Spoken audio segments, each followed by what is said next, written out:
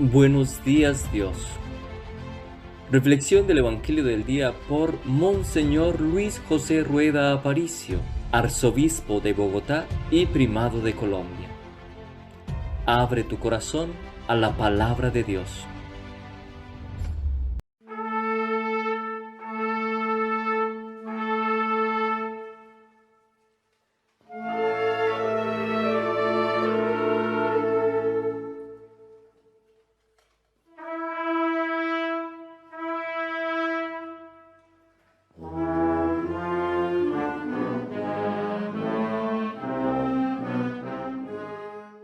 Sermón de las 7 palabras.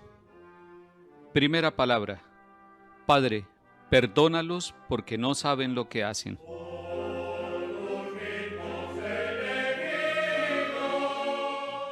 Nos cuenta la tradición que el dolor de la cruz de Jesús fue horrendo. En el tiempo de Jesús se acostumbraba a crucificar a los malhechores, a los malditos, como dice la Sagrada Escritura. Pero allí no estaba en este viernes un maldito en la cruz, estaba el Hijo de Dios. Sin embargo, todos los oyentes de esa tarde, todos los que estaban al lado de la cruz y aquellos que habían gritado crucifícalo, crucifícalo, igualmente todos los guardias romanos y quienes habían torturado al hijo del carpintero, burlándose de él y diciéndole que si era cierto que era el rey de los judíos, se salvara él mismo, ellos todos esperaban en la cruz de Jesús un grito desesperado. ¿Y por qué un grito desesperado? Por el dolor humano, por el dolor de las manos, por el dolor de los pies, por el dolor del alma ante tanta injusticia, ante tanta tortura, ante tanta humillación y tanto desprecio. Y sin embargo, desde la cruz de Jesús se escuchó una oración: Padre, perdónalos porque no saben lo que hacen.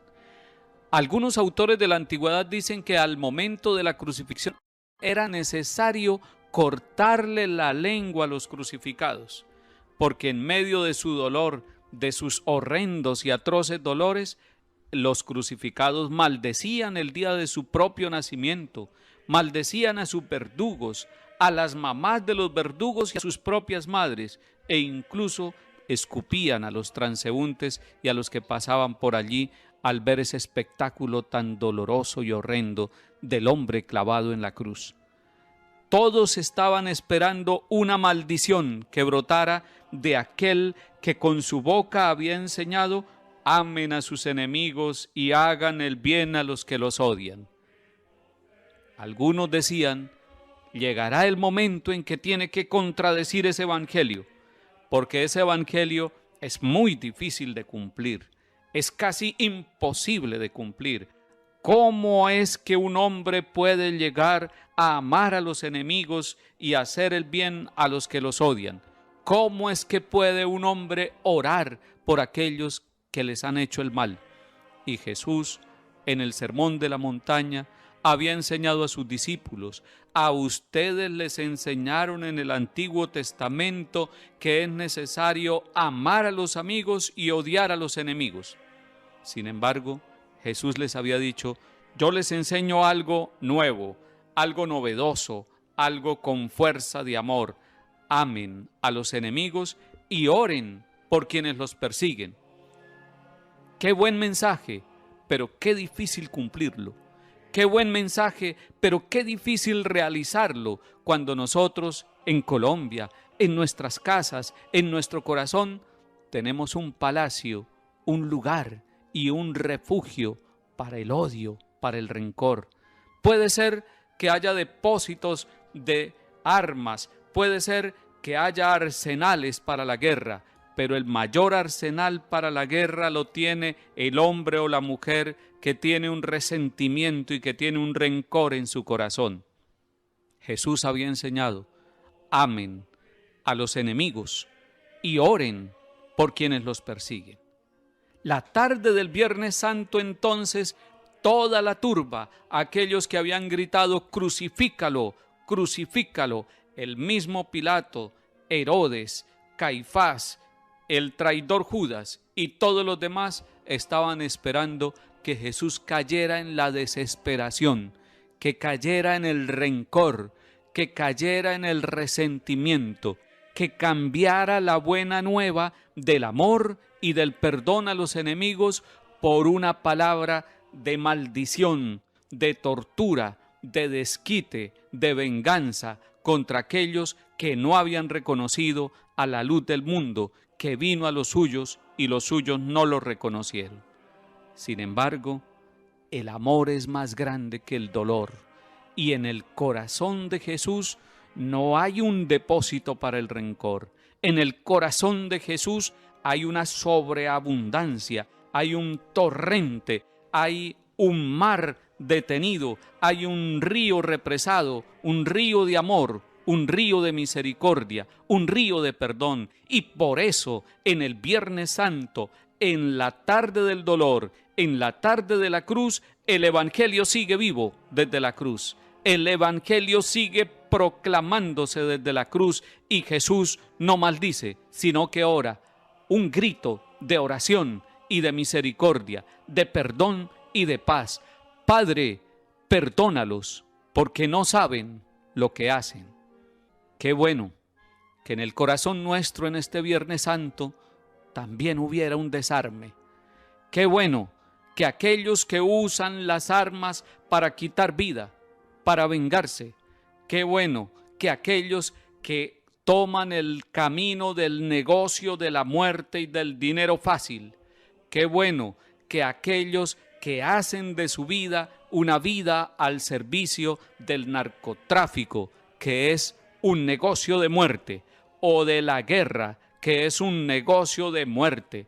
¿Qué tal que en los corazones de los que están en los caminos de la muerte entrara Jesús para sacar el odio, para sacar el rencor, para quitar el corazón de piedra y para poner un corazón renovado en el espíritu, un corazón de carne que pueda decir a los demás también: Padre, perdónalos porque no saben lo que hacen? Si un día hombres y mujeres, católicos o no católicos, abren el corazón propio, el corazón endurecido, para el corazón nuevo y quitar el corazón envejecido, si ponen el corazón de Cristo en su corazón, si hablan como Él habló, si piensan como Él pensó, si viven como Él vivió, si oran como Él oró, podrán decir también: perdónalos, porque no saben lo que hacen.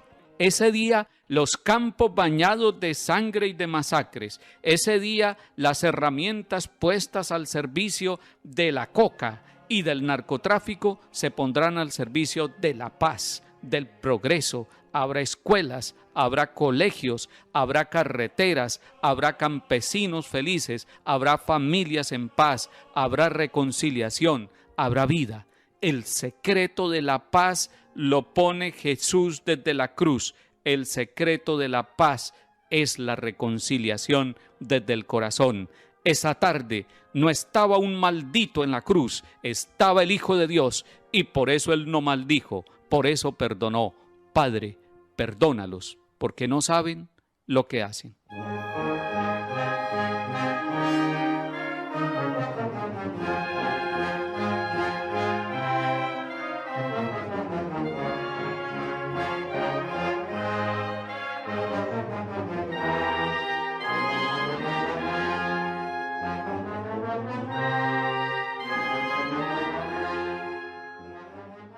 Segunda palabra. Hoy mismo estarás conmigo en el paraíso.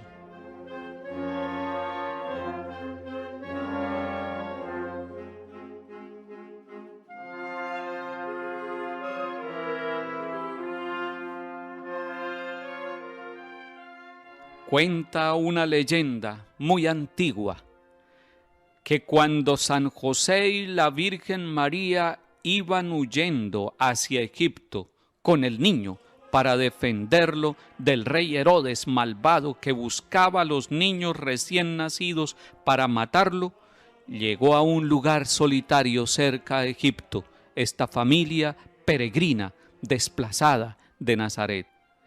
Y cuando encontraron una casa, pidieron un poco de agua para refrescarse ellos y para refrescar a su niño recién nacido.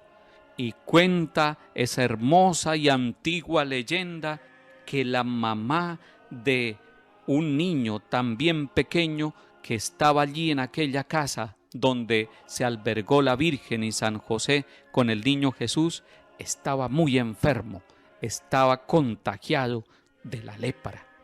Y que la mamá de aquel niño enfermo le pidió a la Virgen María: déjeme bañar al niño enfermo que tengo aquí y que padece dolores en su piel con el agua que está usando para bañar a su niño hermoso, a ese niño que tiene que ser el Hijo de Dios.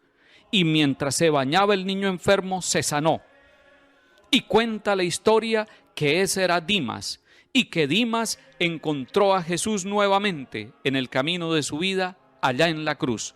2 ladrones fueron crucificados, 2 delincuentes crucificados, el uno a la izquierda y el otro a la derecha de Jesús, el Hijo de Dios.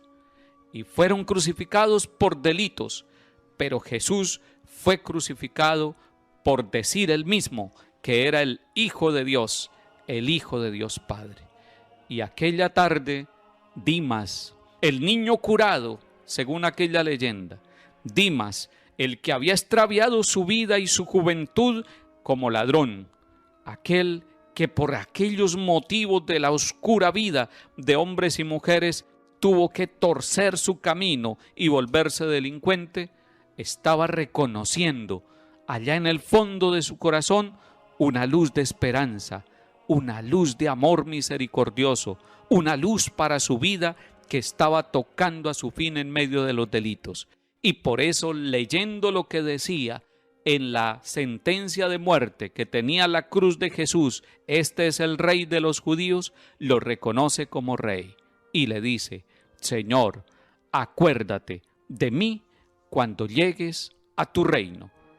El ladrón sabía que este no era el reino. El ladrón sabía que este mundo no es el lugar del Hijo de Dios, que el reino de Dios es el reino de los cielos, que el reino de los cielos es reino de justicia, es reino de paz, es reino de vida, es reino de gracia y de amor, de santidad y de justicia. Y entonces se dio cuenta que Herodes no era el rey, que Herodes no era el emperador que salvaba, que era un reizuelo, un rey pequeño, un rey político, un rey económico, un rey que muere, pero que esa tarde él estaba agonizando y sentenciado a muerte junto al verdadero rey. Había encontrado el rey, había encontrado la puerta del reino, había encontrado el camino de la vida, había encontrado con sus propios ojos el tesoro que nunca pudo robar. Y en este momento el ladrón que estaba agonizando y sufriendo ante Jesús y cerca de Jesús, en medio del dolor, puede reconocer a su Señor: Señor, acuérdate de mí cuando estés en tu reino. No nos hubiera sorprendido que hubiera sido otro y no un ladrón el que hubiera reconocido al Señor y el que le hubiera pedido estar en el paraíso, el que le hubiera pedido: acuérdate de mí cuando estés en tu reino. Hubiera podido ser la pareja de novios que en Caná de Galilea recibió de María y de Jesús el primer milagro, convertir el agua en vino. Había podido ser Lázaro, a quien había sido resucitado, el que dijera: acuérdate de mí, Señor Jesús, cuando estés en tu reino. Había podido ser Jairo y su hija, la hija de Jairo, la resucitada, la que dijera esa frase. Había podido ser el hijo de la viuda de Naín, a quien Jesús le dio vida también. Había podido ser el ciego de nacimiento curado, el endemoniado de Gerasa que había quedado libre, o cualquier otro de los curados. Pero sin embargo, no fue ninguno de aquellos que recibió un milagro del Señor el que reconoce al Rey de Reyes y Señor de Señores clavado en la cruz. Fue un ladrón y eso es un misterio. Nos sorprendería que fuera este ladrón, porque el ladrón no estaba mirando sino los tesoros terrenos. Porque si uno de los que recibió un milagro hubiera gritado, nosotros posiblemente hubiéramos dicho, también los discípulos gritarán. Pero aquella tarde fue un ladrón el que reconoció a Jesús. Jesús estaba en silencio. Jesús había callado ante Pilato. Jesús no había hablado ante Herodes, pero este ladrón le robó la palabra a Jesús, lo hizo hablar, le tocó el corazón. Acuérdate de mí cuando estés en tu reino. Y Jesús abrió su boca para hablar y para darle la más consoladora respuesta que puede escuchar usted, que puedo escuchar yo, que puede escuchar nuestra familia y que podemos escuchar todos nosotros en vida y en el momento de la muerte. Jesús se inclinó hacia una tenebrosa vida de un ladrón, hacia una tenebrosa historia que estaba a su lado y le habló con palabras de poder y de consuelo. Te aseguro que hoy mismo estarás conmigo en el paraíso. Salvó al ladrón. Nadie antes que este ladrón, ni Moisés, ni Juan, ni la Magdalena, ni ninguno había recibido esa promesa. El primero fue este ladrón. Fue quizá la última oración del ladrón, o tal vez fue la primera oración de su vida de este ladrón, pero la hizo a quien tenía que hacerla, y la hizo de corazón. ¡Qué misericordia tan grande! Jesús había dicho que el cuidador de las ovejas dejaba las 99 y se iba a buscar a la perdida. Jesús había dicho que no eran los sanos los que necesitaban el médico, sino los enfermos, y que Él venía a enseñarnos lo que el profeta ya había anunciado. Misericordia quiero y no sacrificios. La oveja perdida estaba allí, el enfermo estaba allí, y entonces escucha de parte de Jesús, hoy estarás conmigo en el paraíso. Dios tiene más ganas de salvarnos que nosotros mismos. Dios quiere que todos los hombres se salven y que todas las mujeres se salven y lleguen al conocimiento de la verdad. Dios quiere que lo conozcamos a Él en el amor y en el profundo de nuestro corazón. Dios tiene ganas de salvar la humanidad y hace todo lo posible por salvar a la humanidad. Entrega lo que más ama, entrega a su propio Hijo, está en la cruz. Hoy estarás conmigo en el paraíso. Qué hermosa frase. Y cuenta otra historia que uno de los santos, San Jerónimo, que tradujo la Biblia, la Sagrada Escritura, del griego al latín y del hebreo al latín, tuvo cara a cara una visión con Dios. Y Dios le decía, ¿qué me entregas, Jerónimo? Y Jerónimo le dijo con orgullo, te entrego mis obras escritas, te entrego mis libros científicos y teológicos. ¿Qué me entregas, Jerónimo? Te entrego mis riquezas personales, te entrego mi cuerpo. Y Dios seguía preguntándole, ¿qué me entregas? ¿Qué es lo que me entregas y qué falta que me entregues, Jerónimo? Y el Señor mismo le dijo, Jerónimo, entrégame tus pecados. Este ladrón le entregó los pecados a Jesús. Si usted, mi querido amigo o amiga, escucha las palabras de Jesús, entrégame lo que tienes, entrégale también tus miserias, entrégale tus dolores, entrégale tus pecados, busca el sacramento de la reconciliación, busca el sacramento de la confesión y dile al Señor, aquí traigo mis miserias, aquí traigo mis vasijas llenas de pecados para cambiarlas por tu misericordia. Aquí traigo mi infierno para cambiarlo por el paraíso. Aquí traigo mis enfermedades para cambiarlas por salud. Aquí traigo mis maldades para cambiarlas por bondades. Traigo mis cadenas y mis esclavitudes para cambiarlas por libertad, la verdadera libertad, la del hombre sincero, la del hombre honesto, la de la familia que se reconcilia, la de aquel que reconoce los pecados. Dichoso aquel que dice con el Salmo 50, misericordia, Dios mío, por tu bondad, por tu inmensa compasión borra mi culpa, lava del todo mi delito, limpia mi pecado. Dichoso aquel que no se para como el fariseo delante del Señor para decir: yo soy un santo, yo no he cometido pecado, mis manos no están manchadas. Dichoso aquel que se arrodilla en el último lugar y se inclina, y con el corazón contrito, con el corazón sufrido por la historia de pecado, como este ladrón, puede decir: misericordia, Dios mío, por tu bondad. Aquí está ante tu presencia el hombre pecador, la mujer pecadora, el que busca reconciliación, y el que busca la reconciliación la encuentra en el Señor. El que se ha confesado ha escuchado con consuelo y esperanza, con amor y gratitud, la frase del sacerdote que dice: yo te absuelvo de todos tus pecados, pero no porque el sacerdote tenga poder para eso, sino en el nombre del Padre y del Hijo y del Espíritu Santo. Amén, en el nombre de la Iglesia. Felices los que se confiesan, felices los pecadores que buscan al Señor. Feliz culpa la de aquel ladrón que lo llevó al patíbulo de la cruz, porque se encontró con la fuente de la misericordia, que es Jesús. Hoy estarás conmigo en el paraíso.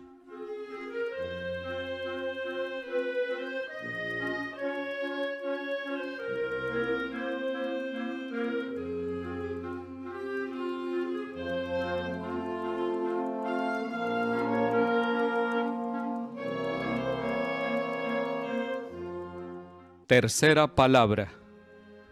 Mujer, he ahí a tu hijo. Hijo, he ahí a tu madre.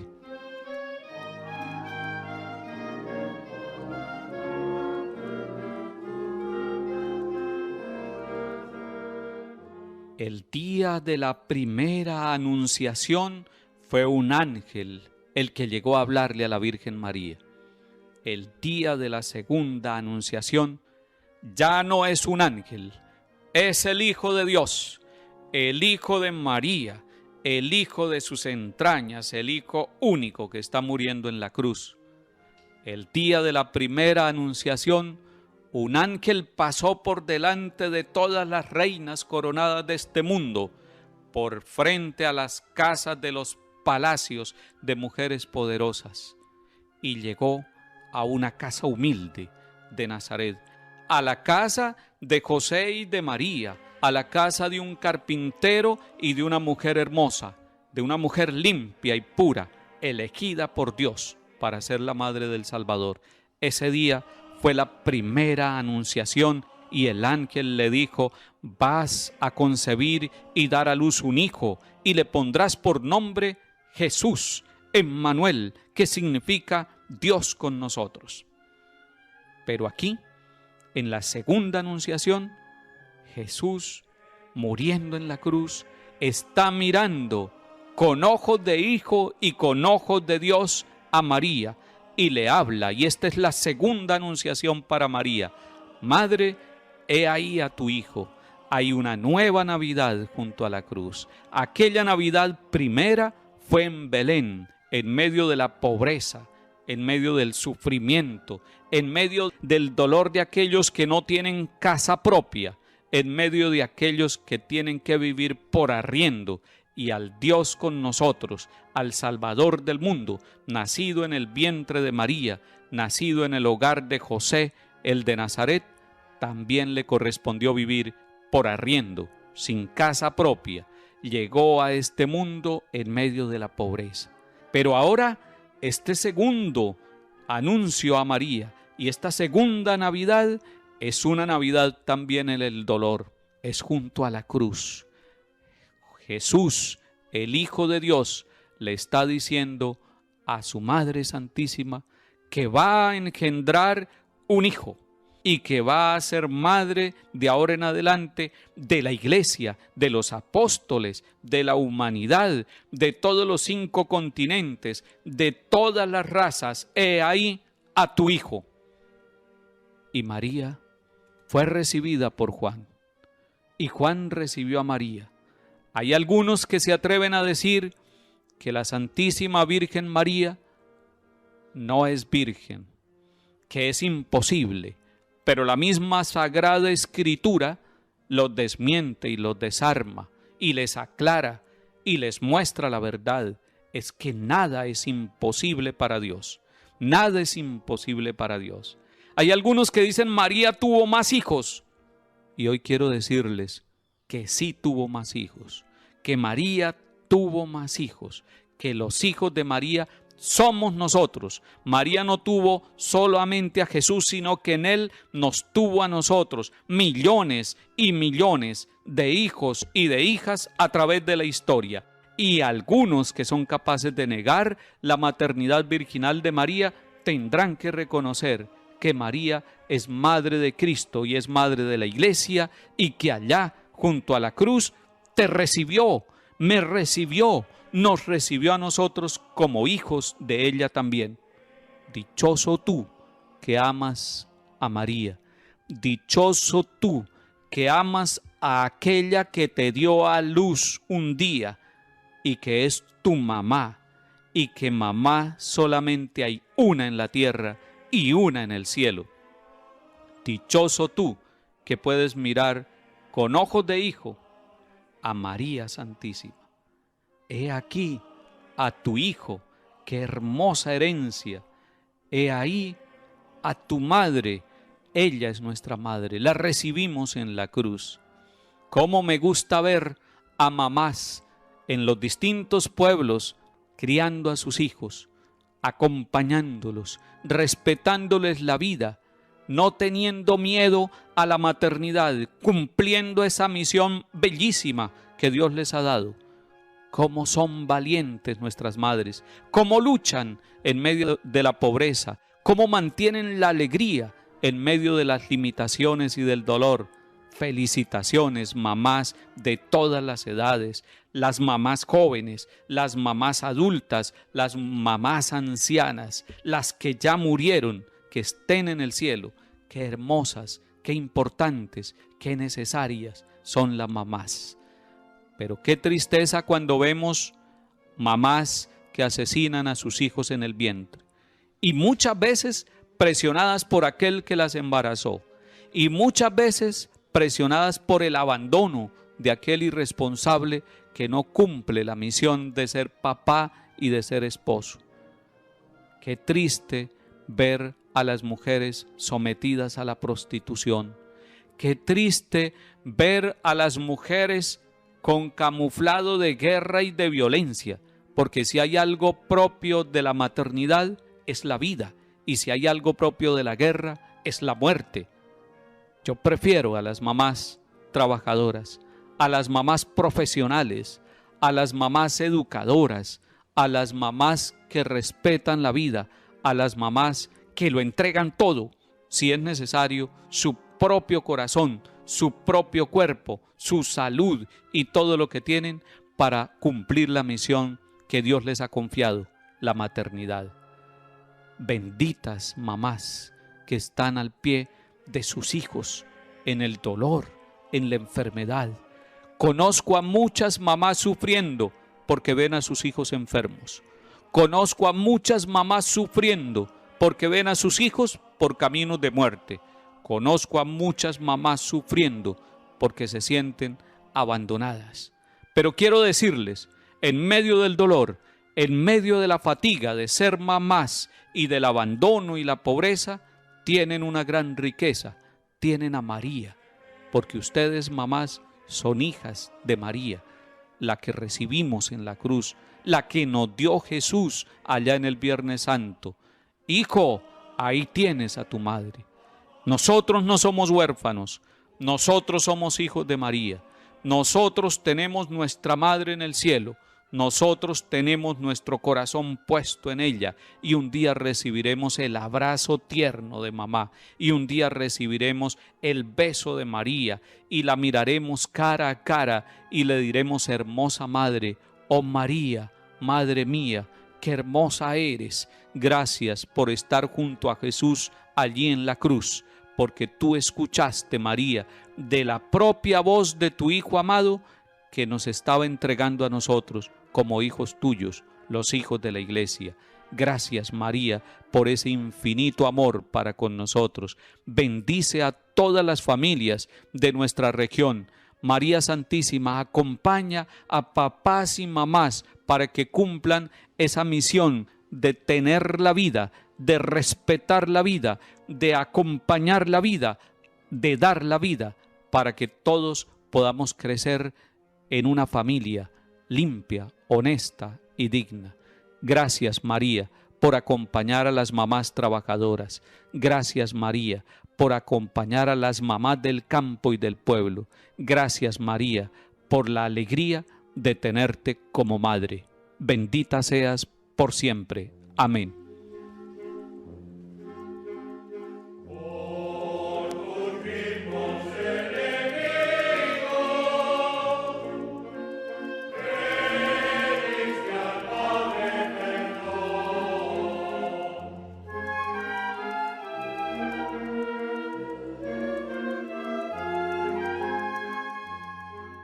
Cuarta palabra.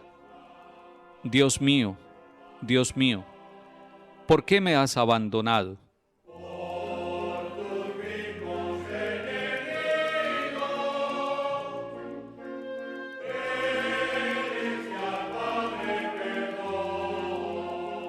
Jesús está orando con el Salmo 21 en la cruz. Jesús está orando, Dios mío, ¿por qué me has abandonado? Está orando con la palabra, le está doliendo su cuerpo, pero él está orando. Allí está Jesús, orando con toda la humanidad, con hombres y mujeres que pueden sentir en algún momento de la vida que han sido abandonados por Dios. Pero recuerden esa frase del profeta Isaías en el Antiguo Testamento: una madre podrá olvidarse del fruto de sus entrañas. Y es que es muy difícil que una mamá se olvide del fruto de su dolor, del fruto de su parto, del fruto de sus entrañas. Pero si una mamá se olvida de su hijo, yo no te olvidaré jamás, dice el Señor Jesús. Yo no te olvidaré jamás. Y querido hermano o hermana, graba esa frase de Dios en tu corazón, grábala para siempre. Yo no te olvidaré jamás. Y lo está diciendo el Dios de la vida, el Dios de la misericordia, el Dios del poder. Entonces, ¿por qué Jesús está orando? Eloí, Eloí, lama sabactaní. Dios mío, ¿por qué me has abandonado? En el misterioso lenguaje hebreo, es un grito que expresa el misterio tremendo de un abandono. Jesús llamó a Dios, a su Padre. Qué contraste con la oración que nos había enseñado. Él nos había enseñado un día cuando los apóstoles le dijeron: enséñanos a orar. Les enseñó: Padre nuestro que estás en el cielo. Algo raro y misterioso sucedía en este abandono. La naturaleza humana de Jesús parecía separada de su Padre Celestial, parecía una naturaleza abandonada. Pero no lo estaba, porque Jesús pudo gritar: Dios mío, Dios mío. Todos sabemos que por momentos el sol desaparece y no da luz ni calor cuando las nubes lo tapan, pero más allá de las nubes está el sol. De la misma manera, el Padre pudo haber desaparecido a los ojos de Jesús en el momento terrible en que tomó sobre sí los pecados del mundo, pero más allá de la agonía estaba Él, su Padre. Pena y desolación de Jesús por cada uno de nosotros. ¿Será que nos daremos cuenta de lo terrible que es para la naturaleza humana vivir sin Dios? Vivir privados de sus auxilios, de sus consuelos, de su ternura y de su amor. Este abandono fue el acto supremo de reparación de Jesús por tres tipos de personas: los que abandonan a Dios, los que dudan de la presencia de Dios, los indiferentes delante de Dios. Realmente, Dios no ha abandonado nunca su obra, su creación, sus hijos. somos nosotros los que abandonamos a Dios, los que dudamos de la presencia de Dios y nos desesperamos. Un día hablando con una mamá me decía, estamos muy tristes y desesperados porque tenemos muchas deudas. Y sin embargo ella misma me contaba que tenían 4 hijos y que todos han podido estudiar, que tienen casa propia, que tienen empleo, que tienen buena salud. Y entonces lo que hay ahí en el fondo es ingratitud, no es abandono de Dios, es ingratitud con Dios. Porque si teniéndolo todo, si teniendo hijos sanos, si teniendo una casa, si teniendo un empleo, si teniendo cómo vivir, cómo comer dignamente, nos sentimos abandonados de Dios, si eso es así, lo que hay es en el corazón ingratitud. No sea ingrato con Dios, no abandone a Dios. Usted no puede vivir un momento sin Dios. A nosotros nos pasa, como dijo Jesús en el capítulo 15 de San Juan, como las ramas del árbol de uva, de la vid. No podemos vivir despegados del tronco. Es por el tronco por donde pasa toda la savia, toda la vida. Si nos despegamos del tronco, no podemos dar fruto, nos secamos y nos echan al fuego. Y por eso Jesús dice, sin mí nada pueden hacer. No estamos abandonados de Dios. Todo lo que hacemos, incluso en medio del sufrimiento, está Dios con nosotros, no nos abandona. ¿Por qué Jesús expresa este dolor? Lo expresa, pero lean ustedes el Salmo 21 completo y encontrarán que Jesús, nuestro Señor, está llamando a Dios de todas maneras con el corazón. Está sintiendo el dolor, pero lo está buscando a Él. Qué bueno que nosotros en medio de nuestros sufrimientos también, en medio de nuestros dolores, pudiéramos tener el corazón dispuesto para buscarlo a Él, para mirarlo a Él, para buscar el corazón del que nos puede consolar. Como busca la sierva torrentes de agua, así mi alma te busca, a ti, Dios mío. Buscad al Señor, dice el salmista, buscad al Señor y revivirá vuestro corazón. Puede ser que no haya escuelas adecuadas, o que haya escuelas pero abandonadas, sin unidades sanitarias, con pocos profesores. Puede ser que nuestras carreteras no nos permitan llegar con una ambulancia. Puede ser que no haya un hospital en nuestro corregimiento.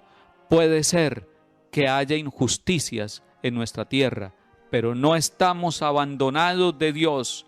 Dios sufre con nosotros. Dios acompaña nuestro sufrimiento. Dios vive y muere con nosotros. Dios está en esa casa pajiza, en esa casa de cartones, en ese lugar donde hay una olla para el arroz, donde hay pobreza, pero hay una confianza puesta en el Dios de la vida, en el Dios pan, en el Dios que acompaña. Padre, gracias porque no me has abandonado. Gracias, Padre, por mi hogar. Gracias, Padre, por mis manos. Gracias por mis ojos porque puedo ver. Gracias por la inteligencia que me has dado.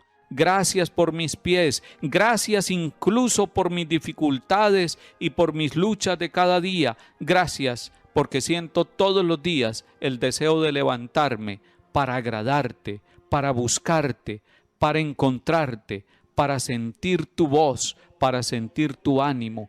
Gracias porque en la vida y en la muerte tú eres mi Padre. Padre, me pongo en tus manos. Haz de mí lo que quieras, sea lo que sea, te doy gracias. Lo acepto todo con tal de que tu voluntad se cumpla en mí y en todas tus criaturas. No deseo nada más, Padre. Te confío mi alma, te la doy con todo el amor de que soy capaz, porque te amo y necesito darme a ti, entregarme sin medida, con una confianza infinita, porque tú eres mi Padre. Amén.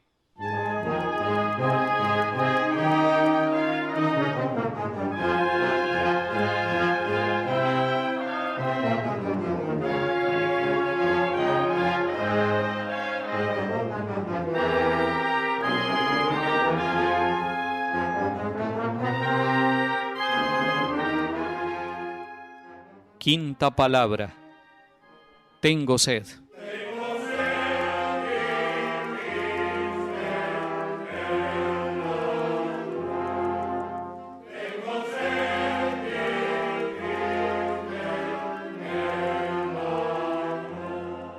Esta palabra la pronuncia Jesús en la cruz, en la tarde de la cruz. Ha sido azotado, ha sido torturado, ha caminado con la cruz, sus manos y sus pies están clavados.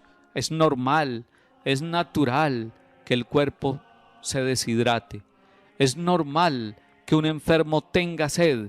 Es normal que un agonizante quiera refrescar sus labios, su lengua, su garganta. Y Jesús está sufriendo. Su cuerpo se está deshidratando. Su dolor llega al extremo. Tengo sed. Recuerden ustedes, queridos amigos, que Dios conoce nuestra sed, que Dios conoce la sed de Dios que tenemos, la sed física que tenemos.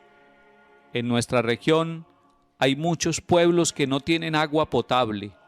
Hay muchos pueblos que tienen que transportar el agua desde distintos lados, que deben llevar en unas vasijas y en burros el agua para los alimentos.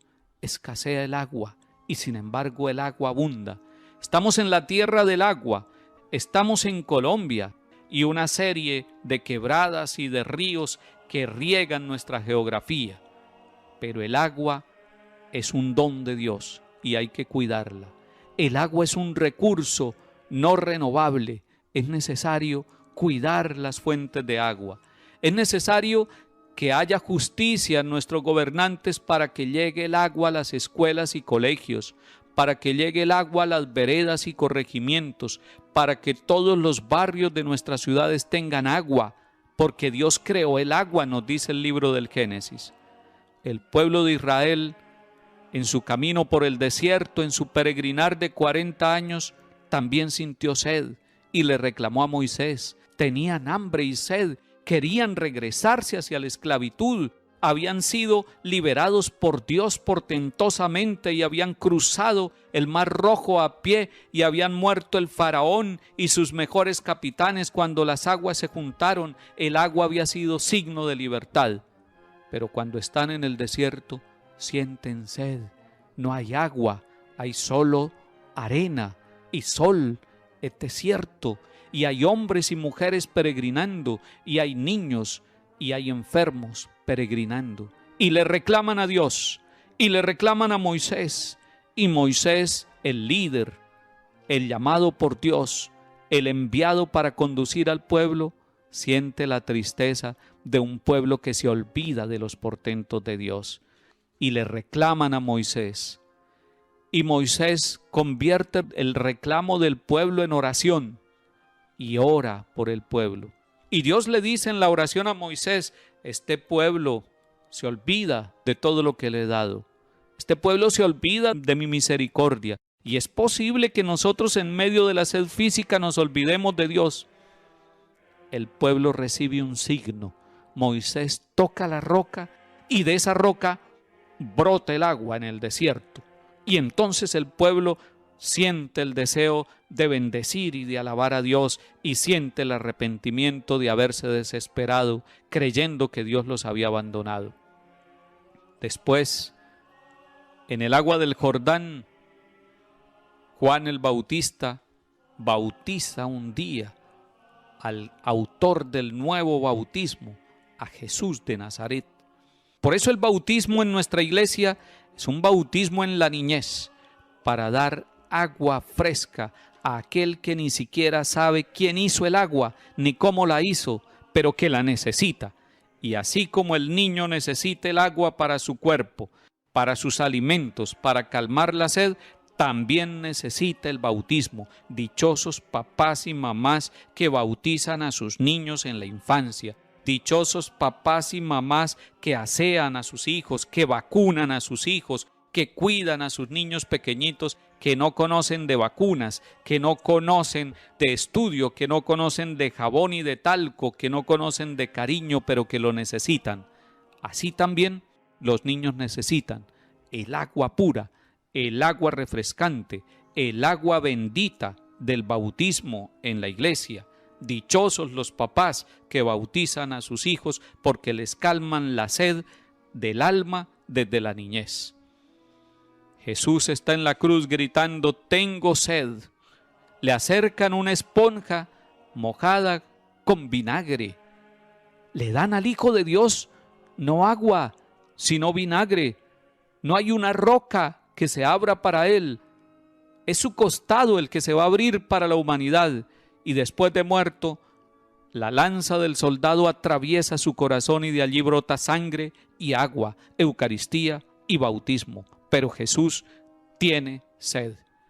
Junto al pozo de Jacob, Jesús se había encontrado con una mujer samaritana y le había dicho: dame de beber. Era el mediodía también en el desierto y Jesús tenía sed, pero terminó dándole a esa mujer el agua que salta hasta la vida eterna. Mujer, si conocieras el don de Dios y quién es el que te pide de beber, tú le pedirías a Él y Él te daría un agua viva, un agua que salta hasta la vida eterna. Pero Jesús tiene sed, tuvo sed de la fe de esa mujer, de la salvación de esa mujer.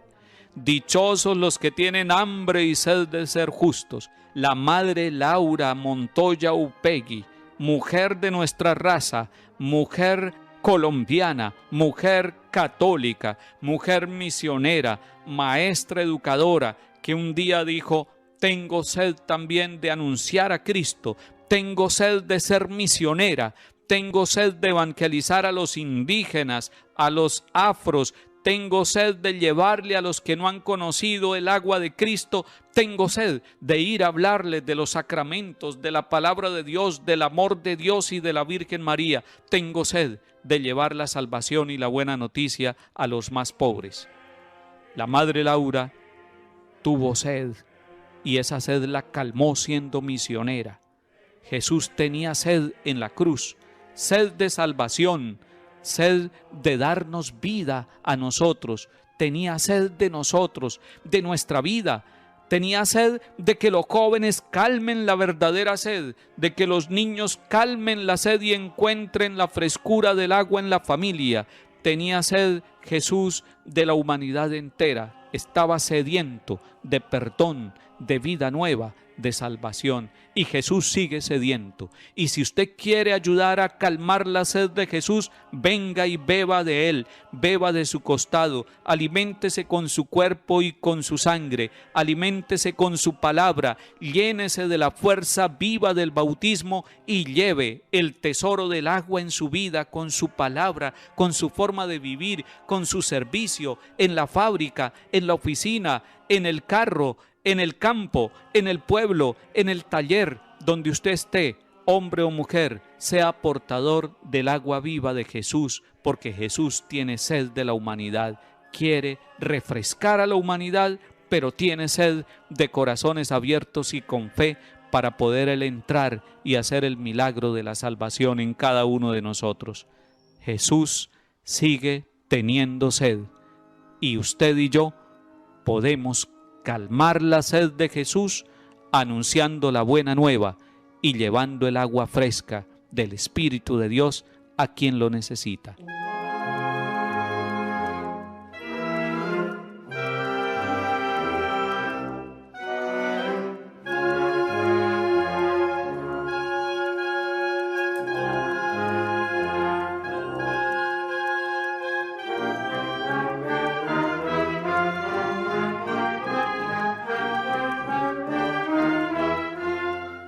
Sexta palabra: todo se ha cumplido. En su divina misericordia, el Padre Celestial quiso devolver al hombre la gloria que tenía primero, y fijándose en que el retrato fuera igual al original, Dios, que había creado a imagen de su Dios, decidió mandarlo a la tierra, para que la tierra viera una vez más la forma que Dios quiso dar al hombre, a fin de llevar a término esta labor la omnipotencia divina usó elementos de derrota para obtener sus logros. Así participaron en la economía de la salvación, de la redención humana, las tres cosas que cooperaron en la caída de los primeros seres humanos. El obediente hombre Cristo se presentó en lugar del desobediente hombre Adán. La humilde Virgen de Nazaret reemplazó a la orgullosa mujer Eva. El árbol de la cruz reemplazó al árbol del jardín del Edén. Se estaba formando la nueva creación. Y allí en la cruz, Jesús, el nuevo Adán, el nuevo ser humano, y allí en la cruz, la nueva Eva, María, la obediente, la que le dijo sí a Dios, y allí había ya un árbol, no del fruto del bien y del mal, sino el árbol de la cruz, donde iba a germinar la humanidad nueva. ¡Qué misericordia tan grande! Se estaba cumpliendo la misión de Jesús. ¡Qué bueno es llevar la misión hasta las últimas consecuencias! ¡Qué duro es muchas veces el camino para llegar a la meta! Pero Jesús está diciendo, todo está cumplido. ¡Qué bueno que nosotros no dejemos a mitad de camino lo que hemos empezado! Qué bueno que el Señor Dios lleve a feliz término la obra que comenzó en nosotros, en usted y en mí, en cada uno de nosotros, en su familia y en el mundo entero. Qué bueno que nosotros podamos poner todo de nuestra parte y que al final de la vida podamos decir, todo está cumplido, Padre. Hemos cumplido, hemos sido obedientes, no hemos desobedecido tu plan de salvación y Jesucristo el Señor aprendió en medio del sufrimiento a ser obediente y porque obedeció a Dios Padre se rebajó hasta someterse a la muerte y una muerte de cruz, dice San Pablo en la carta a los Filipenses, y por eso Dios lo levantó y le dio el nombre, sobre todo nombre, de modo que al nombre de Jesús toda rodilla se doble en el cielo y en la tierra. Fue la obediencia de Jesús la que lo llevó por la cruz a la luz, por la cruz a la salvación, por la cruz al cielo, por la cruz a la vida nueva.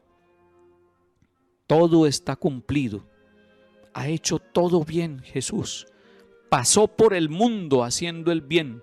El mismo Pilato no encontraba delito en este hombre. No sabía por qué condenarlo y sin embargo el pueblo le gritaba, crucifícalo, crucifícalo. Y la mujer de Pilato le mandó decir a su esposo el gobernador, deje en paz a ese hombre porque he tenido pesadillas con él toda la noche. Es un hombre justo. Pilato sabía que estaba condenando a un hombre justo. Pilato sabía que estaba quedando bien con la gente que lo presionaba a él como líder político, pero estaba quedando mal con su conciencia, con su esposa, con su familia, con Dios. Porque Jesús todo lo había hecho bien. Sanó a los enfermos, perdonó a los pecadores, a todos les dijo que Dios nos ama. Había hecho bien su obra y su misión. Qué hermoso es ver a un papá, a una mamá, jubilados, ancianos, canosos, sin salud muchas veces, pero con un corazón entero, diciendo, he cumplido la misión. Y generalmente la misión en la familia es grande. Es misión de ser esposo, fiel. Es misión de ser papá, amoroso, exigente, educador, de buen testimonio. Los casados saben que tienen esas dos grandes misiones. La misión de ser esposos, y se necesita mucha comprensión, mucho diálogo, mucho amor, pero sobre todo mucha oración para poder llegar hasta el final. Algunos por distintos motivos no logran llegar a la meta para decir todo está cumplido. Algunos se quedan a mitad de camino y se divorcian. Algunos se separan incluso peleados y los hijos ven esa tragedia de la separación de papá y mamá. Ellos no pueden decir, todo está cumplido, Señor. Hemos cumplido la misión que recibimos en el día del matrimonio, de ser fieles en la salud y en la enfermedad, en la tristeza, en la alegría, en la riqueza y en la pobreza, hasta que la muerte los separe. Hay algunos que no pueden decir, todo está cumplido y lo he cumplido según tu voluntad. Hay algunos que tienen que decir, todo está incumplido. Ustedes y yo tenemos una misión en la iglesia, en la sociedad, en la familia. Por favor, no dejen a mitad de camino, no se desanimen. Puede haber muchos motivos para desanimarse y dejar incompleta la misión. Pero miren al crucificado, porque el crucificado dice, todo está cumplido. Allí hubo obediencia. Allí estaba Jesús, el obediente, el nuevo Adán. Allí estaba María, la nueva Eva, la que dijo, hágase en mí según tu palabra. Allí está la cruz, el árbol de donde brota la vida para toda la humanidad. Entonces la cruz no es el lugar del maldito. La cruz es el lugar del Hijo de Dios que ha cumplido la misión del Padre. La cruz es el lugar del amor hasta el extremo. Nos dice San Juan en el Evangelio que leemos el Jueves Santo en la tarde, que Jesús, habiendo amado a los suyos, los amó hasta el extremo. Les lavó los pies a cada uno de ellos y se puso al servicio de ellos. Pero el Viernes Santo en la cruz hizo el mayor de los servicios a la humanidad entera. Cristo se hizo el diácono y el servidor de todos y sigue sirviéndonos desde la cruz. Entonces la cruz no es el lugar del maldito, sino el lugar del servidor que cumple la misión hasta el final, la misión del amor hasta el extremo, la misión de la fidelidad, la misión de la obediencia total al Padre. A Abraham, Dios le regaló un hijo en el hogar de su esposa Sara, a pesar de que ellos eran ancianos y estériles, porque para Dios nada es imposible. Les regaló a su hijo Isaac, el hijo de la promesa. Y cuando ya el niño podía caminar, Dios le pide a Abraham, toma a tu hijo y ve al lugar que te señalo y sacrifícamelo. Y van caminando. En esa escena, el padre y el hijo junto al lugar del sacrificio. Y el niño por el camino pregunta, tenemos la leña, tenemos el fuego, tenemos el cuchillo para el sacrificio, pero ¿dónde está el cordero? Dios le había pedido a Abraham que sacrificara lo que más amaba, que sacrificara a su hijo. Y Abraham se dispuso a entregarle el hijo al Dios que se lo había dado. Pero Dios le dijo, detente, Abraham, he probado la fe, tu obediencia, una fe total. Has estado dispuesto a entregarme lo que más amas, al hijo de la promesa, al hijo de la ancianidad, al hijo de Sara, a Isaac. Detente, no le haga daño al niño. Pero en la cruz de Jesús, el Padre Celestial fue mucho más allá que el mismo Abraham. El Padre Celestial entregó lo que más amaba, a su propio Hijo, por nosotros, por nuestra salvación. Todo está cumplido. Cumplió la misión de anunciar el reino. Cumplió la misión de llamar a sus discípulos, a Pedro, a Santiago y a Juan. Cumplió la misión de fundar la iglesia, pueblo nuevo de Dios. Cumplió la misión de enviarles el Espíritu Santo en Pentecostés, de darnos una madre en la Santísima Virgen María. Cumplió la misión en sus pocos años. Qué bueno que nosotros cumplamos nuestras misiones. Qué bueno que los servidores públicos cumplan su misión y no se adueñen del presupuesto de los más pobres. Qué bueno que los militares cumplan su misión y no violen los derechos humanos de los campesinos y de las víctimas de nuestra región. Qué bueno que nosotros los sacerdotes cumplamos nuestra misión y nos dediquemos a las obras de Dios, a las obras de la iglesia y del altar, a predicar el evangelio del reino, el evangelio de la paz. Qué bueno que nosotros los sacerdotes seamos fieles a nuestra misión a pesar de nuestras fragilidades. Qué bueno que papás y mamás, a pesar de la debilidad y de la fragilidad y del sufrimiento humano y de las propuestas que les pueden hacer en el día de hoy para que abandonen sus hogares, para que no cumplan la misión de esposos y de papás, puedan decir como Jesús: Padre, todo está cumplido.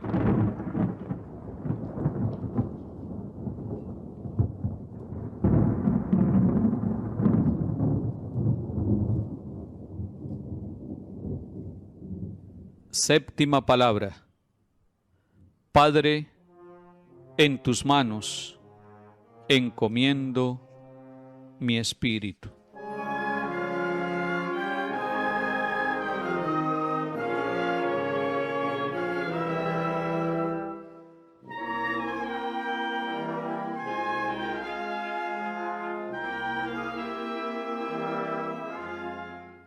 Es la agonía de Jesús. Y Jesús en la primera palabra había dicho: Padre, perdónalos porque no saben lo que hacen. Y en su última palabra está diciendo: Padre, en tus manos encomiendo mi espíritu. Y cuando los discípulos le pidieron: enséñanos a orar, él había dicho: cuando oren, no digan muchas palabras, digan Padre. Abba se decía en arameo. Jesús les enseñó y pronunció la palabra de Dios. Ya no lo llama Yahvé, no lo llama Yahvé Sebaot, el Dios de los ejércitos, no lo llama Elohim, no lo llama de ningún otro nombre, no lo llama Jehová, lo llama Padre, lo llama en arameo, la lengua de María y la lengua de José y la lengua de Jesús, lo llama Abba, Abba, Padre mío, Padrecito mío. Y así había empezado sus palabras, sus últimas palabras en la cruz: Abba, Padre, perdónalo, yo sé que tú eres el Dios de la misericordia.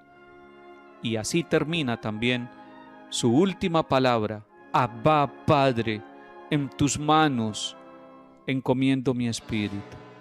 Jesús había enseñado en el capítulo 15 de San Lucas, y léanlo ustedes, queridos hermanos, allá en sus casas. Lean el capítulo 15 de San Lucas. Él había enseñado que un padre tenía 2 hijos y que el hijo menor le pidió la parte de la herencia y se fue de la casa y la malgastó. Y que cuando llegó la crisis de este joven, empezó a pensar: dejaré estos malos caminos y estos vicios. Dejaré de comer como los cerdos. Me levantaré e iré a la casa de mi padre. Atención con eso. Iré a la casa de mi padre. Este hombre, este joven, en medio del error cometido, de su pecado de irse de la casa y de la cercanía del padre, guardaba en su corazón el recuerdo, el anhelo, la nostalgia del Padre, y esa nostalgia la sentimos nosotros, porque San Agustín nos dice: nos hiciste, Señor, para ti, y nuestra alma vive inquieta hasta que no descanse en ti. Nosotros somos del Padre, nosotros queremos volver a la casa del Padre como el hijo pródigo, y este muchacho se puso en camino hacia la casa del Padre. Se fue hacia la casa con todos sus harapos, oliendo mal por el pecado, porque el pecado hace oler mal a los jóvenes, hace oler mal a los adultos, el pecado hace oler mal a hombres y mujeres, a la humanidad entera. Pero malo. Buenos días, Dios. Reflexión del Evangelio del día por Monseñor Luis José Rueda Aparicio, arzobispo de Bogotá y primado de Colombia. Abre tu corazón a la palabra de Dios.